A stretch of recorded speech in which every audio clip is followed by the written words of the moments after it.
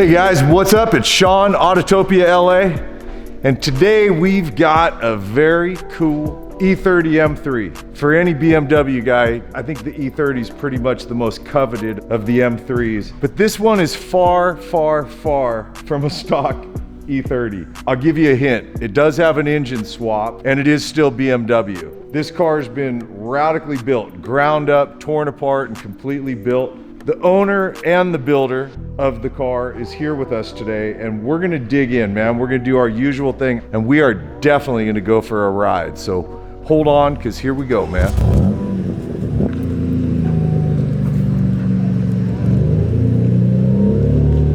All right, you guys, we're here with Corey. He's the owner and the builder of this E30, and we're gonna dig in, because I know there's a lot on this car. More than meets the eye. Yeah. So you start with an 88? Yeah, 88 M3. Right. First year they brought them to the US. Right. So first thing we did is blast this thing down to bare metal. Okay. And seam weld the underside of the chassis, and then hide like all sorts of reinforcements in the torque boxes, firewall, shock towers, every main like stress point on the chassis got reinforced. And we tried to do it all in ways we could hide. The plan was to put considerably more power to it. A little bit, like about triple. Yeah. So, what is it? What is the stock E30 again? So a 325, I think, is 167 from the factory, and then the M3 originally was a 2.3 liter, was right at 200, plus or minus a little bit depending what side of the world you're in and what catalytic converters they had. But yeah, about 200 on a very good day. All right, so this one does not have what came with it under the hood. No, it doesn't.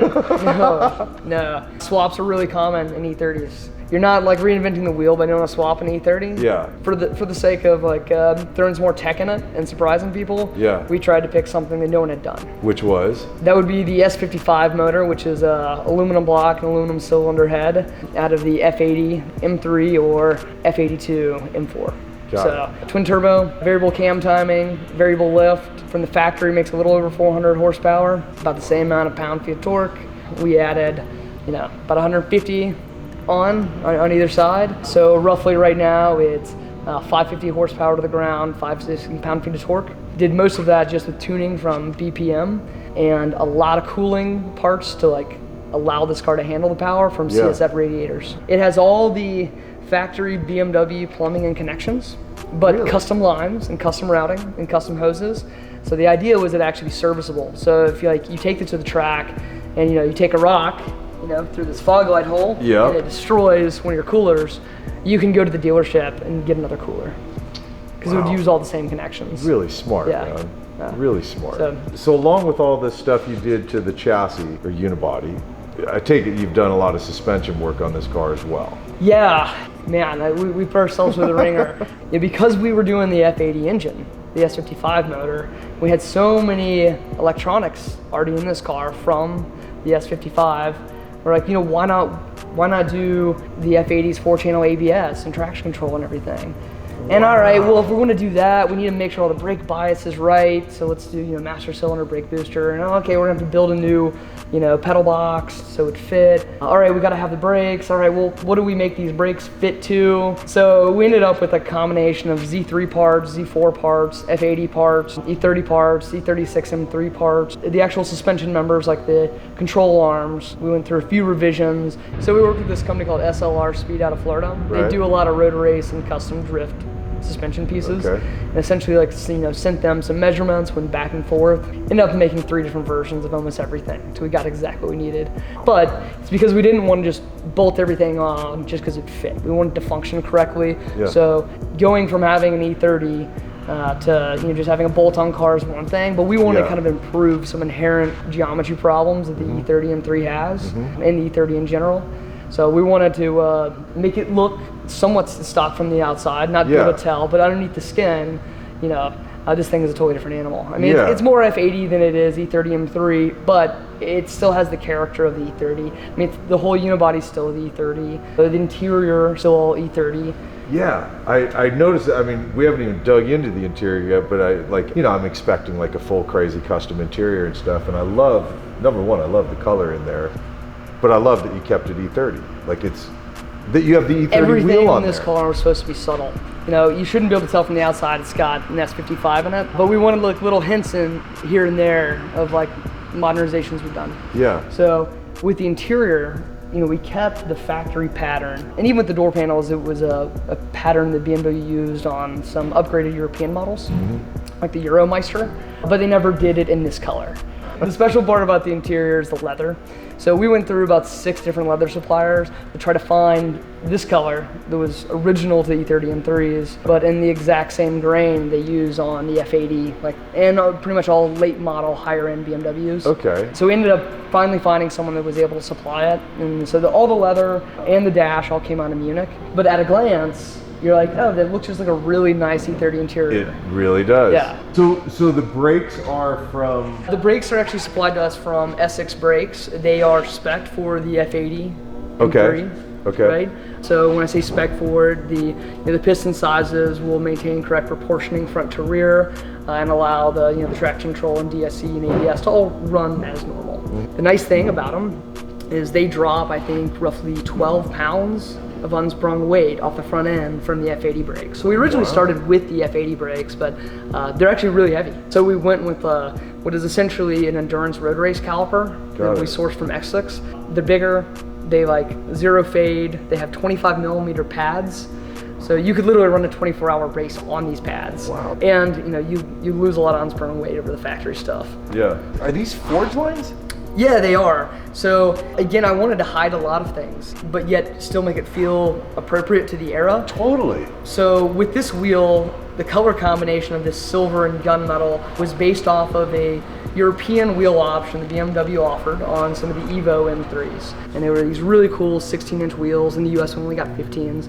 Silver on the outside, Nogaro on the inside. And then in DTM racing, the early DTM cars had BBS E50 center locks. Yeah. So we basically went to Forge Line and told them what we're trying to do. We're like, we need to fit, and it's really, we don't have a lot of room, and can you whip together a wheel that like has this color combination that's appropriate to the era, and then can you give us a wheel design that like is kind of a more modern update of a BBS E50? Right. And can you make it center lock? Which we haven't even touched on the mentorship part of this. So why don't we talk about, because you didn't build the car by yourself or you and a couple of buddies. This is a whole package you put together to build this car. Yeah, so we started working with CRC Industries. They manufacture product. A lot of us use Brake Clean and about 1,000 others.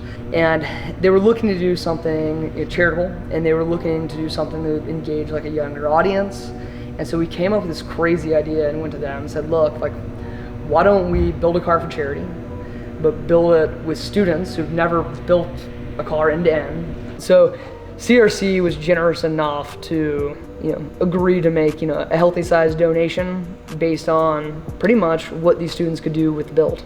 So they were going to give their X amount to the charity, which is the Morgan Adams Foundation. It's a local Colorado children's cancer charity that does a lot with the local racing community. Like Randy Post does a lot with them. They do a lot with vintage racing. The majority of the students are engineering students. Some of them were business finance, but they came from a local college, Metro State, and then CU Boulder. Got it. Got it. Okay. And so their goal, was A, we want to learn how to build a top-end car. Right. And B, we want to raise money for the Morgan Adams Foundation because they'd seen this local charity, giving so much back to the community. And CRC was on board for helping us make that financially feasible. I'm just being dead honest with you. I'm so impressed with your creativity, your ingenuity, and to bring together so many different pieces to build a really rad car, go to SEMA and make it an award winner, top it all off, it's doing good. Multiple good, actually. Not only supporting a charity that you feel is one worth supporting, but also teaching 6 students how to do this. Well, hopefully something bigger than that. Hopefully people will see it and see the build and learn that students built it with mentors. It will make the connection. Hey, it's really wouldn't be that difficult for me to pass along some of my knowledge to somebody else either. For sure. Right, and it also tells like young guys, hey, maybe building something like that or learning a new skill or trade craft is not as hard as it seems. Maybe I can do that too. Yeah. So hopefully it'll work for both sides and be inspirational, and hopefully we can bring more attention to the Morgan Adams Foundation and get people to check it out. So if anyone watching the video is interested, they can go to honestassembly.com, and from there they can donate directly to the Morgan Adams Foundation. Very cool. honestassembly.com. Yep, and that was the name of our build team. Okay. Yeah. I just love that you did that. It's a risk. I mean, that's a big My wife almost killed me gamble. because we used my garage. These guys were like sleeping in my living room towards the end and stuff. Like, it's crazy. I mean, it's a lot. They were really talented guys. Dude, it's a lot for a good pro builder and his crew to build a car in 11 months time. You know what I mean? In a full shop. In a full shop with lifts and everything. It's a lot. So to accomplish what you guys did in 11 months, it's incredible. Yeah. What do you have running for exhaust? So it's full stainless steel, TIG welded from the manifolds back. Great fabrication shop. Outboards Engineering helped us with that piece. Like, they did some incredible work. It's a lot of merges from oval to round, back to oval for clearance reasons. Yeah. And we made their life really hard by switching cars between different parts of the build with them. Dude. Do you want me to pop the hood? I think that'd be really cool. All right. I want to see this thing. By the way, one of the best hoods ever on the car, right? Clamshell, baby. Yeah. They're so bitchin'. Wow, dude. You got no clearance anywhere for anything in here. Yeah, the tightest spots right here. Check out the master cylinder to this intake pipe right here. Yeah, that's the... That's your brake master. There's no room there. It's funny, as over the top as this car is, it doesn't look over the top in the slightest. It's when the livery's tastefully off, done. It just looks like a restored E30 Clean M3. E30. That's it. Yeah. And that's the way it should be. This is one I always like to ask, because I think it's important for anyone watching to know. What would you estimate not you personally, but the combined man hours to create what we see here? How many hours have you ever tried to calculate that? Yeah, so we quit counting about mid-build and we're at 5,000. Got it. So I don't know what's actually in it. Yeah, there's a lot. So you want to drive it? Dude, I would love to drive this car. Yeah, sure. Yeah? Sure. All right, let's do it. Close the hood. We're gonna go for a drive, you guys.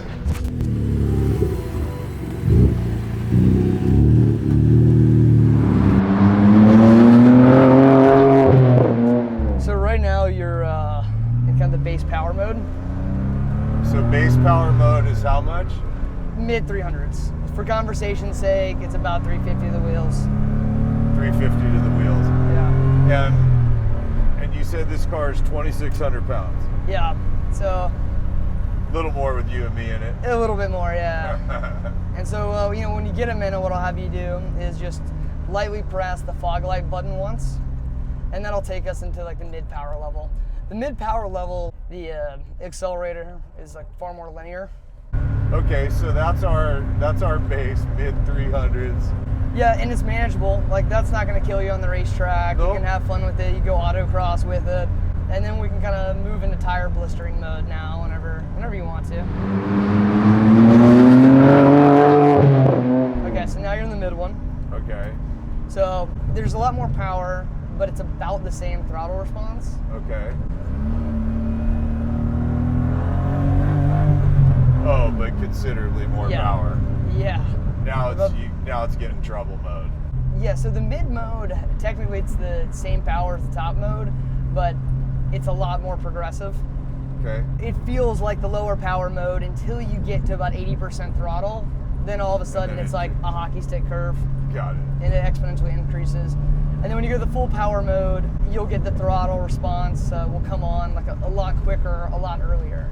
So it's not nice and linear and then bumps up. It'll, pretty much roll in almost anywhere, you're putting the throttle. So that's just tire shred mode. Yeah. Yeah.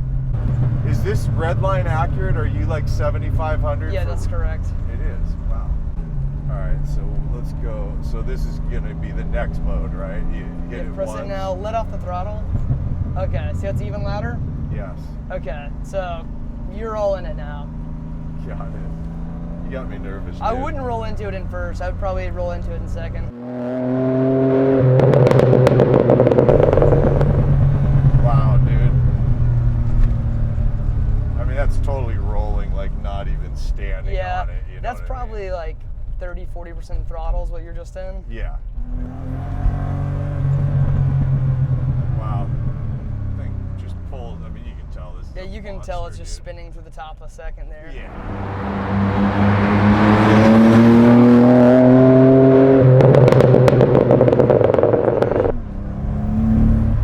Wow, it's got so much power, man.